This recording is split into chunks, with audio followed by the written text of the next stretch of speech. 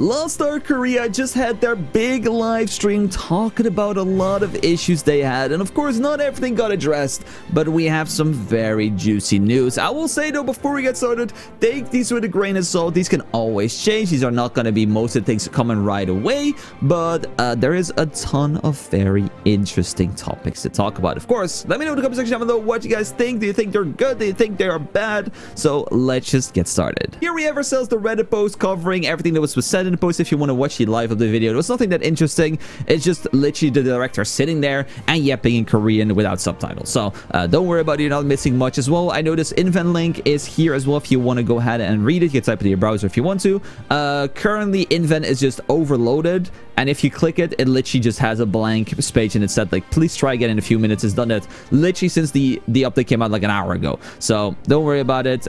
We have all the info here. So first off, there is going to be some things that are not in KR so far, but we have, and you know, first of all, that's going to be character bound gold. So can it be traded? We know how this works, right? We know how character bound gold works. This is not a new concept for us.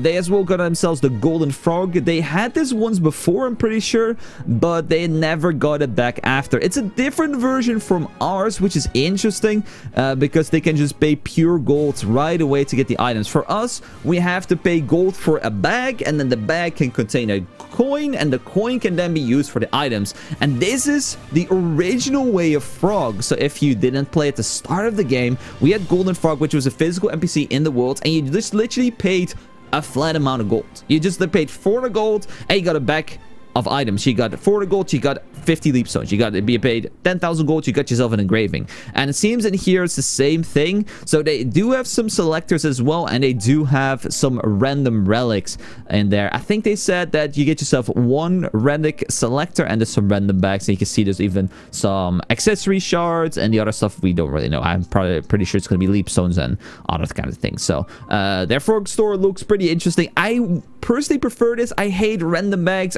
Like if I want to open up a shard bag thing, I don't want to get like sometimes coins, sometimes shards, sometimes gems, sometimes this. No, I just want to pay for what I want. So I do like this frog way better. Sadly, we didn't have this one.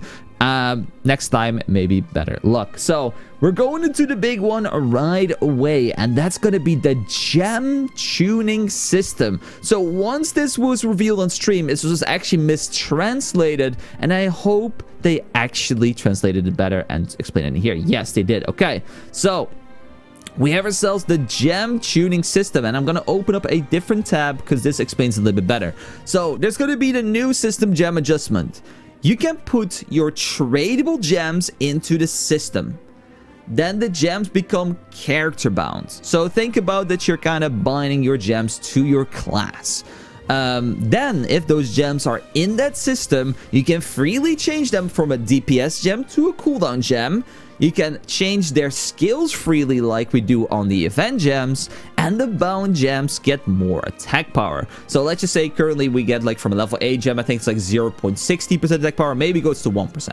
So you get yourself a damage boost, and as well, it doesn't matter if you have 10 or 11 damage gems, you can change them to 5 cooldowns, 6 damage, 3 cooldowns, you know, 8 damage, whatever you want to do. And they become presettable as well, so you can have a Chaos Dungeon build, you can have, for example, a Predator Slayer, a Punisher Slayer build, you can go BK Breaker, you can go Suda Breaker, whatever build you want to go to. You feel like playing Master Summoner, you feel like playing CO Summoner, you can just go ahead and click the button and all the gems swap as well. So this, of course, has a big downside, because if gems become character bound, you cannot transfer them to other classes. There's a lot of people that play double classes. Like I, for example, play 2 breakers, I play 2 bards. So these gems I can share between them, which is very nice. But of course, if they're untradeable, we can't do that anymore. So there is a way to change your character bound gems back to tradable. In this case, it doesn't become tradable right away, but you have to wait a certain time, but you can immediately make it tradable by paying a cost. They didn't mention the cost, and they didn't mention a cooldown as well. This is very, very, very, very important, because if the cooldown for making a gem tradable again, let's just say, is a day, it doesn't matter that much because there are 7 days in a week. If you have 6 characters, every single day you can swap your full set of gems to the next character, or if you don't feel like waiting that amount of time, you're gonna get 2 sets of gems, and then you can do all your raids in 3 days because, you know, you will just take the 2 sets of gems, then swap them the next day to the next 2 characters, to the next 2 characters, and then you're good to go. But if this is a longer cooldown than even 1 day, it becomes very annoying, because then it just means that this just is a way of getting rid of gems and just getting some extra damage, because it doesn't mean that they're permanently attached to your character. So if you want a main swap, it's fine, but it's gonna definitely stop people from having multiple of the same characters, because if we're gonna go ahead and bind these gems, we can't use them on the same characters again. So you then have to make the trade-off. Like, are you gonna lose the damage, or are you just gonna buy more gems? It's one of the two. So this kind of sucks, and a lot of people are not really happy with this version, because it's probably going to change that people are going to have to schedule their raids. People are going to have to do things in a certain order. They can't just be like, oh, I feel like a breaker fight. My breaker fight went really bad. I just want to play support. You can't, because you have to wait for the gem cooldown. You have to go ahead and just slave that same character all the raids and then transfer them whenever it's available. Maybe it's not going to be a long cooldown. Maybe it's like an hour. Then it's totally fine. The system is totally good.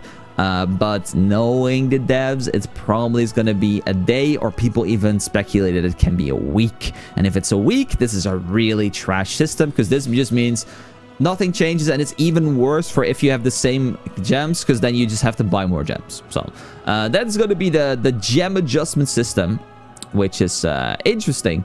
But let me know what you guys think about this. I don't know. It's a little bit weird. So this is what, if you have a level 10 damage gem, you will get a level 8 gem for compensation. I don't know what this is about. I've not heard about this at all. So maybe if you have some really good gems, you get gems as compensation.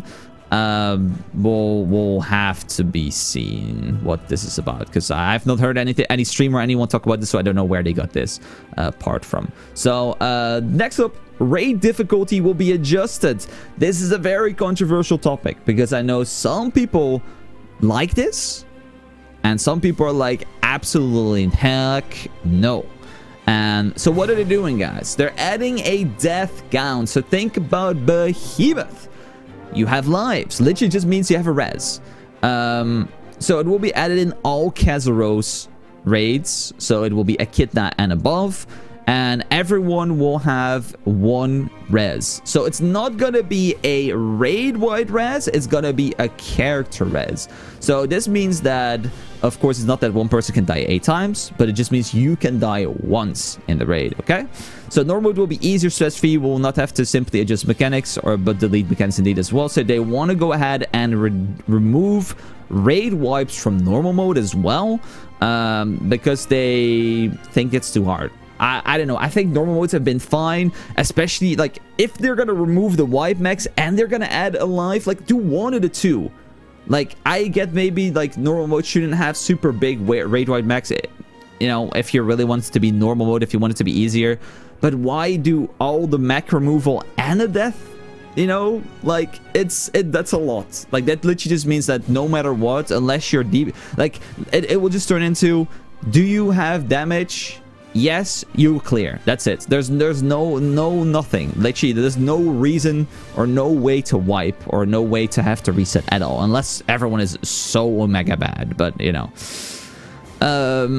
hard mode will stay similar to the current state, but I guess it will still get the death count. They didn't really mention if there was going to be a difficulty, or like a difference between normal mode and hard mode with the death count. I would assume both are getting it, but I would love to see personally hard mode not getting it at least. I don't mind normal mode being easy. If people don't want to stress, if people just want to do their raid, want to get their gold, they want to get it out of the way, just do normal mode. And it's fine. Like for me, for stream, it's gonna be amazing, right? Like this change for stream is amazing. Like I'm gonna have to do all my raids stress free. I can probably make 9 or 12 characters or whatever, and just do the raids and not have to wonder. I just make the lobbies, get people in, and we're just gonna do the raids. But yeah, you can go solo as well if you're afraid of group ring raids, and you can go the first mode if you want more challenge. Didn't specify if they will provide additional solo or stuff like that as well. So they didn't actually mention if the new raids will get solo mode, which kind of sucks. Like we would want to see like Aegir and Belshazzar solo modes, or even, you know, Act 3 and as well Kazaros solo mode would be nice. but they've not said anything specifically about that, sadly. But let me know what you guys think about the raid difficulty. Do you think let me know in the comment section down below. Do you think normal mode is hard to easy, or do you think this is going to be a good balance between the two? I think that normal mode could maybe be a little bit easier, but I don't think it's that bad either. I talked about it as well, and I do kind of agree that maybe there's too much difference between like max as well in normal and hard mode, so maybe they could just do something about that. I don't know. We'll just have to see. Up next, the Deadzone nerf. Okay, additional progression nerf in KR. Act 1 to 3 requirements will be lowered. So this is for them, it's just gonna be difficulty of the raid. They never really got the nerfs that we had with the frontier system. There will be a honor reward for early clearing, which is nice. They will remove the epic engravings and tripods from the game, guys. They are removing tripods and epic engravings from the game. Thank God. You just have to only upgrade to legendary. Yes. And you don't need level 5 tripods anymore. Super outdated system. Get it out of here. I hate having like, why does my tripod level 4? I have to go back to my storage. Do I have an amulet? No. Alright, then I guess I'm not getting my tripod to level 5. It is what it is, you know, like, so they're moving of that. Very nice. Deadzone 1600 to 1620. Costs will be nerfed. This is actually, I don't know where they got this from, because this actually didn't say what they're changing. They said they will look at it and they will try to make it better. They will try to improve it, but they will not actually say cost or gold, or they didn't say any specific names or things like that. So we'll have to see. This is going to come next month, by the way, this cost nerf. So there's no in-depth details yet, but it will be coming next month in May for KR. So we will probably see this, if we are lucky, in June ourselves. Okay, so I personally hope just all gold to reduce and materials by 80%. That's my, like, if I would be able to make a decision in the game and to do it, remove the gold costs from 61 1620, materials minus 80%. It's easy. It should be good. Okay. Update cadence, maintaining current tempo, but we'll update and difficulty rates twice a year. Okay, so we'll get twice a year a raid. Interesting. This, of course, is interesting to know for us as well, because we are caught up to KR. So we'll get 2 raids a year. Okay. Horizontal content. Seems people are enjoying a new achievement system. Okay, it's going to be content for middle users without being forced to, which is going to be cool. After Act 4, there's going to be new content. Sea of the Aldebaran, new islands and others. Okay, always pretty nice. Horizontal content. Some people are interested, some people are not. No DPS meter. Korea doesn't want the in-game DPS meter still. They don't want anything to do with it. They don't want it. And they hope that the difficulty changes with all the people able to die and all the kind of stuff will change it.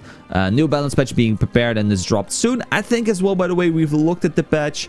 This time, everything is kind of balanced. Like the top spec and the lowest spec, the difference is only 10% currently. So it's not bad. Like, of course, it could be 5, it could be like 1%, but I think 10% difference between the worst spec you can play and the best spec is a lot better with this patch, because the patch before this, it was more than 20%, guys, the difference. So they're doing a little bit better. Maybe not everyone agrees, but I think just numbers speak for itself. Support arc passive improvements will be done with female palette release. Yeah, support changes. I actually didn't hear anything about this at all, so I'm reading this for the first time because nobody actually mentioned this. So support arc passive improvement will be done with female palette release. I expected something like this with female palette. They're not going to do it earlier, but we are getting support changes. Oh, finally. Okay, I'm waiting for this. Like, I'm gonna make female paladin. I'm maybe even gonna make her Esther. They as well mentioned something about Esther. I don't know if it's gonna be in this post. I don't think so. But they maybe will change something about it because they don't like the Ella 1, Ella 2 kind of stuff. But you know, we'll see what they're actually gonna change with that. They're extending strike rate. We never had this, and it's just like better rewards. Just see it like that. Legendary cards from previous seasons will be added to the Wandering Merchant, so all the previous season. So season 2 cards will be added to the Warning Merchant, which is very nice. Of course, it's not going to include like the Braille sets and that kind of stuff, but it's going to include everything before that, which is really good. They have a new hot deal shop. They're getting our magical girl skins, which are exclusive to NA, and they're very cheap. 250 blues, 100 blues, 250 for the mount, 200 for the pet. Like, these are extremely cheap. 30 days of aura for 100 blue crystals. This is extremely cheap. So these are very good items, and that's going to be the end of the stream. Like I said, there's no mention of the Esther weapon in this note, but they did mention Esther weapons. I know Esther weapons are something for 0.001% of the community, maybe even less than that. But I thought that mentioned in there as well, because I'm personally maybe gonna make one, because female paladin could be very cool with an Esther 8, and if it's a bit cheaper, it will help me out a ton, because this thing already is very expensive. So yeah, that's the end of it. So quickly I will give my personal opinion about all these things. Character bound gold's always good. Golden Froggo, it's good that it's the way it should be. Gem tuning system, this literally fully depends on how long the cooldown is or what the payment is to swap the gems. If it's gonna be a day, it's good. If it's longer than a day, it's bad. And otherwise, if we can immediately get rid of the cooldown with, like, let's just say 1,000 gold or even 5,000, it's not that bad, because it's gonna save gold in the long run. It's not like a bad thing, because I would rather pay, let's just say 25k gold a week to have the same gems everywhere and have them high level than having to swap them all the time and stuff. Like, I think that would be very nice, but well, literally it depends on how long the cooldown is and how much cost it is otherwise. Rate difficulty, I am very mixed about. I like it for stream, but for playing, I don't like it. And like I said, for stream, it's literally just for me, because I always take a lot of new players, I take a lot of learners, so them having an extra tool or an extra crutch to maybe progress a little bit easier, for me, it's very useful, but I don't think this is the best way of doing it. Progression nerfs, always good. Update cadence is a bit whatever. Horizontal is always good. No DPS meter is an absolute is a joke. New balance patch is fine. Extension is fine. The shop we don't get. Yeah. Let's see what people think. People think, like, we get a free potion every raid now because people can die. Interesting. Pretty sure the issues with gems still remains. Yeah. It is, like, the tripod removal is a big W. Huge W. Absolutely true. Finally nerfing the Deadzone 6020 and no more tripod system. This one's good as well. We have to see how good the nerfs to 6020 are going to be. If it's like a 20% reduction, it's pretty trash. No more tripods. Yay! Everyone's really happy about that. Yeah, we don't know what happens with event gems and stuff. We don't know what happens to those. We don't know, by the way, if actually you can unbind them, so you can still fuse gems if you want to. So yeah, and we don't know how much stronger they are if you're binded to the character. It is a little bit of like a mixed opinion for a lot of people. So let me know what you guys think about in the comment section down below. Do you think this patch is a W? Do you think it's an L? I think it's 7. I think there's just some good, like, there's some really good stuff. There's some stuff that has potential, and there's some stuff that's you know, it's okay. But I think a solid 7 is not bad. The maker of this post, by the way, his opinion is personal thought this live stream was definitely rushed. Therefore, I think he promised additional communication with live streams in May. Yet we will get another one. Gem system, I think, is more reasonable than it seems. If bond level 6 is enough, the effect of unbound level 7s or 8 poke requirements definitely will be lowered. It's true if they're going to be better gems, but like I said, first see, then believe. So yeah, that's gonna wrap it up for me. I think for this video, had a lot of fun reviewing this. Like I said, I give this a 7. Let me know what your comments are going to be in the comment section down below about all of this, and I'll see you guys again very soon for another video. So say take care, love you, bye. Thanks so much for watching. If you need any more help, come join me on twitch.tv/ImDefild, and I'll see you guys again in 2 days for another video. Take care.